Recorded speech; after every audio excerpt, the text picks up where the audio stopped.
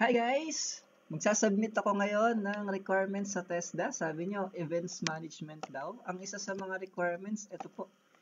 6 pieces, 1 by 1 picture with nameplate. Okay? Ano ba yung nameplate? Hindi yung nameplate na sinusuot. Mismo dapat sa picture. Paano ba yon? Ito po yun. Ganyan, may pangalan sa ilalim. Now, paano yan gawin? Punta lang tayo sa insert tab. Insert mo lang yung picture. Hanapin mo kung nasan yung picture mo. Then, after mo mahanap yung picture mo, ito na po. Ayan. Tapos, i-resize mo lang dito po kung ano man yung laki ng passport size. I-search mo lang sa Google. So, for example, ito lang siya. Kung gusto mong i-crop, dito po habang nakaselect yung picture, meron kang format tab. And then, crop. Ayun. So, ito po, pwede mo na siyang ma-crop kung ano lang yung gusto mo. Alam mo, ganyan lang. Okay. So, okay na. Lakihan mo ngayon para mas madali mo siyang makita. And then, insert.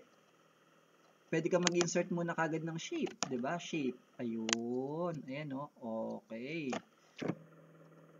Tapos, pwede mong shape fill. Pwedeng wala. Pwedeng black. Kung ano yung gusto mo. Kung anong trip mo. And then, pwede ka na mag-insert ngayon ng, try natin ha, right-click. Edit text. Ayun. So, tatype ka na ngayon ng pangalan mo na dyan. For example, Inkel Jan, Volume Merchant.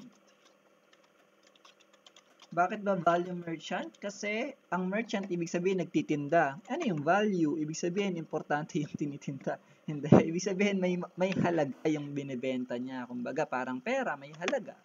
Knowledge, may halaga. Training, may halaga. Ganun yun. Kaya value merchant. Ang binibenta lang niya, merong value, hindi yung mga walang kwentang bagay. Okay, tapos ayan na, 'di ba? Okay ka na.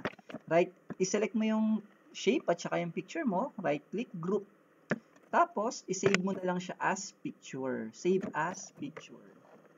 Ayan o, tinan mo.